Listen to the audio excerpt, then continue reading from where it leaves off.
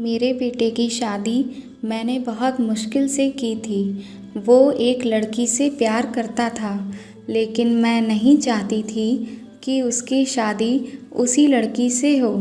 मैंने उसे बहुत समझाया और उसकी शादी गांव की एक सीधी सादी लड़की से करवा दी। लड़की का नाम सुधा है। मुझे पता था कि वो लड़की मेरे बेटे और इस घर के लिए बहुत अच्छी है, इसीलिए मैंने उस लड़की से मेरे बेटे की शादी करवा दी। सुधा हमारे घर में आई। लड़की घरेलू थी, वह बड़ों का सम्मान और घर का काम करती थी। अभी शादी को 10 दिन ही हुए थे, लेकिन मुझे लगने लगा कि मैंने अपने बेटे की शादी इस लड़की से करवाकर बहुत अच्छा किया है। मेरा बेटा राजीव भी खुश ही लग रहा था, लेकिन उस रात के बाद मेरी यह सोच बदल गई। एक रात करीब 2 बजे मेरे बेटे के कमरे से चीखने की आवाज़ें आने लगीं। यह चीखें मेरी बहू की थीं। मैंने थोड़ी देर तक तो सुना, फिर वो चीखना बंद हो गया। राजीव के पिता मेरे पति को यह सब सुनाई दिया था, लेकिन फिर हमने उन्हें रात में पूछना उचित नहीं समझा, इसीलिए दरवाज़ा नहीं खटखटाया। सुबह मेरी बेटी भी बोल रही थी कि मम्मी, रात को कौन चीख रहा था। मैंने उसकी बात काट दी, कहा कि कोई नहीं, शायद कोई बाहर से चीख रहा था। मेरी बहू का स्वभाव उस दिन से बिल्कुल बदल गया। वो सारा दिन चुप रहने लगी थी। मैंने सोचा शायद पति पत्नी के बीच की कोई बात होगी, इसीलिए मैंने कुछ भी नहीं पूछा। अगली रात फिर 2 बजे वही हुआ। मेरे बेटे के कमरे से फिर से चीखने और रोने की आवाज़ें आने लगीं। इस रात वो आवाज़ करीब 10 मिनट तक चलती रही। मेरी बेटी उठ गई और उसने हमारे कमरे का दरवाज़ा बजाया।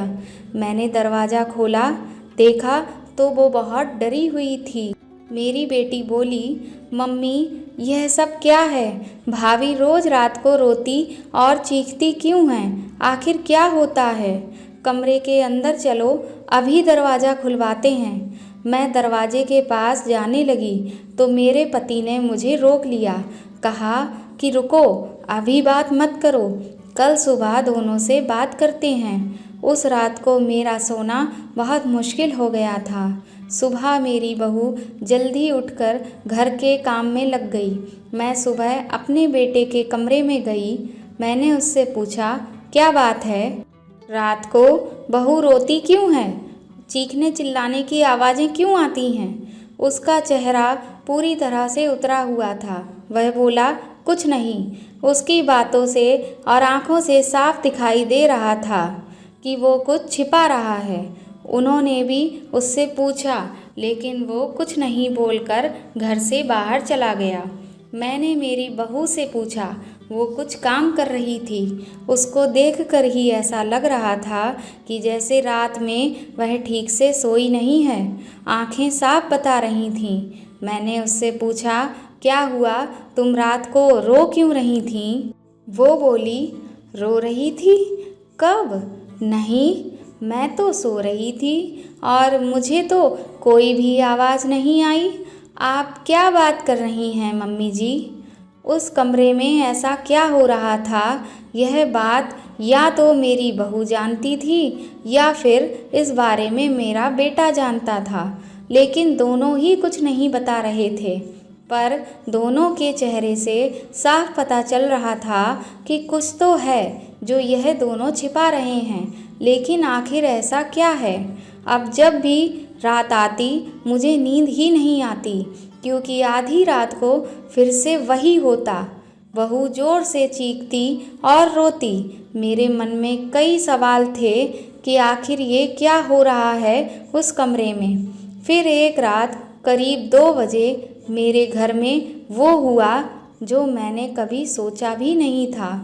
मेरी बहू रात को कमरे से बाहर आ गई और उसके कपड़े कहीं भी जा रहे थे, जैसे कि उसे कुछ होश ही नहीं था। उसके बाल खुले थे और वो घर के चौक में आकर बैठ गई और ज़ोर ज़ोर से चीखने लगी और रोने लगी।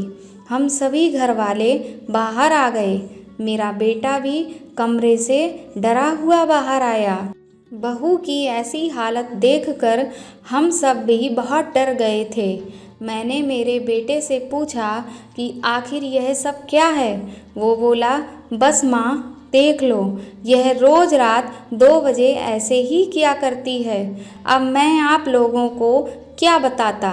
सुबह जब उससे पूछता हूँ तो उसे कुछ याद ही नहीं रहता है। बोलती है, मैंने तो कुछ नहीं किया। बहू जब थोड़ी देर के बाद शांत हुई तो मेरा बेटा उसे कमरे में ले गया और फिर सुला दिया। मैं सोच रही थी कि आखिर यह क्या है।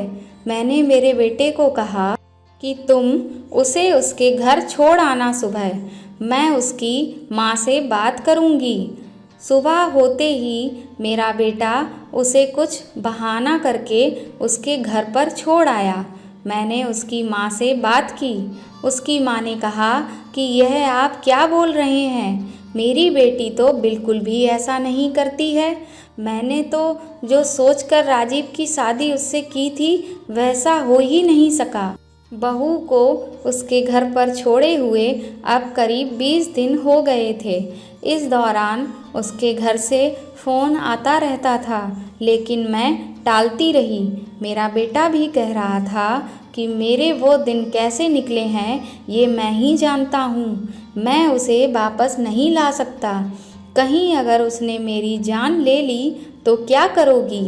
मैंने उस पर फिर ज़्यादा दबाव नहीं डाला, पर मैं अपने आप को अब बहुत कोस रही थी कि मैंने अपने बेटे की शादी उस लड़की से आखिर क्यों करवा दी।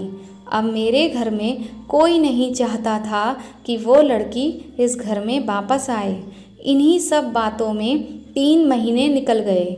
फिर एक दिन अचानक ही मेरी बहू अपने सामान के साथ वापस मेरे घर आ गई। वो आते ही मुझसे कहती है, माँ जी, मैं जानती हूँ कि आप मेरे बारे में क्या सोच रही हैं, लेकिन सच क्या है यह आपको पता नहीं है। उसकी बातों से मुझे लगा कि कुछ है जो वो बताना चाहती है। मेरा बेटा घर आया और उसे देखकर बहुत गुस्सा हो गया। कहा, यह यहाँ वापस आ गई। मैं अब यहाँ इस घर में नहीं रह सकता और मैं जा रहा हूँ। मेरी बहू ने उसी समय कहा, क्यों? सच सामने आ जाएगा इसीलिए डर रहे हैं? बताइए, सबको सच क्या है? मैं उस तरह की हरकत क्यों किया करती थी? बेटा बोला कि क्या सच?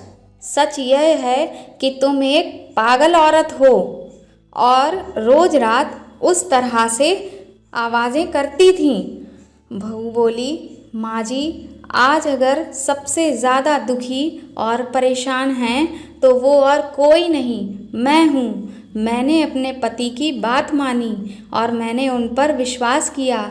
मैंने कहा कि तुम क्या कहना चाहती हो। फिर मेरी बहू ने जो बताया उसे सुनकर मेरे पैरों तले से ज़मीन ही खिसक गई। वो बोली कि आपके बेटे ने मुझे पहली रात से ही यह नाटक करने को कहा था, लेकिन जब मैं नहीं मानी तो वो कहते कि हम दोनों अलग बड़े शहर में जाकर रहेंगे। उन्होंने कहा कि अगर ऐसे मेरे घरवाले मुझे नहीं छोड़ेंगे तो हम कैसे रहेंगे, लेकिन तुम इस तरह का नाटक करोगी तो वो डर जाएंगे और फिर हम अलग रहेंगे। पहले मैंने बोला कि यहाँ सबके साथ अच्छा तो है, लेकिन फिर जब वो मुझसे बात नहीं करते थे तो मुझे उनकी बात माननी पड़ी। और फिर मैंने जब सारा नाटक किया तो इन्होंने मुझे मेरे घर पर जाकर छोड़ दिया। मुझे आप सब की नज़रों में इन्होंने पागल और ना जाने क्या क्या साबित कर दिया। उसके बाद ये मेरा फ़ोन भी नहीं उठा रहे हैं। मैं उनका वहाँ मेरे घर पर इंतज़ार कर रही थी, लेकिन वो नहीं आए। मैं समझ गई कि इन्होंने मुझे बेवकूफ़ बनाया है, मुझसे झूठ बोला है। यह मुझे अपनी ज़िंदगी से भगाना चाहते थे। मैं इस बात को समझ गई। अब मैं खुद ही इनसे दूर चली जाऊंगी, लेकिन मैं चाहती थी कि सच आप सभी के सामने आ जाए। मुझे बहू की बातों पर पूरा विश्वास हो गया था। मेरा बेटा बोला, तुम्हें इसे रखना है तो रखो। मेरी शादी तुमने उससे नहीं होने दी जिससे मैं चाहता था, और इस गांव की लड़की से करवा दी। मैं चाहता था कि यह भी यहाँ से चली जाए। तुम परेशान हो और सोचो कि यह मैंने क्या किया। अब भी मैं इसे अपनी पत्नी नहीं मानता। मैंने मेरे बेटे को कहा कि बेटा, तुझे इस घर में रहना है या नहीं, इसका फैसला तू कर ले।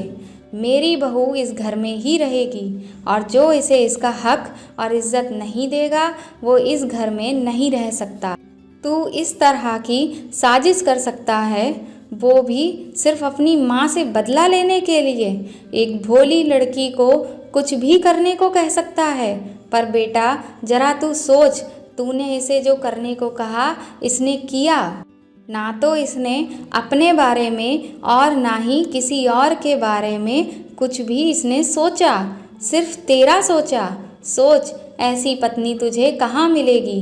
तू बहुत बड़ा अभागा है रे, जो इस लड़की को छोड़ेगा। मैं बहुत खुश थी। मैंने अपने बेटे के लिए हीरा चुना था, लेकिन शायद मेरा बेटा ही उसके लायक नहीं था। मैंने मेरी बहू को प्यार से गले लगाया। मेरा बेटा भी कहीं नहीं गया। थोड़े समय तक ज़रूर नाराज़ रहा, लेकिन मुझे पता था कि उस लड़की से कोई प्यार किए बिना कैसे रह सकता था। आखिर धीरे धीरे सब ठीक होने लगा। दोस्तों, आपको यह कहानी कैसी लगी हमें कमेंट करके ज़रूर बताएं, और अगर आप मेरे चैनल पर नए हैं तो इसे सब्सक्राइब करें, वीडियो को ज़्यादा से ज़्यादा शेयर करें और लाइक करें। Thank you.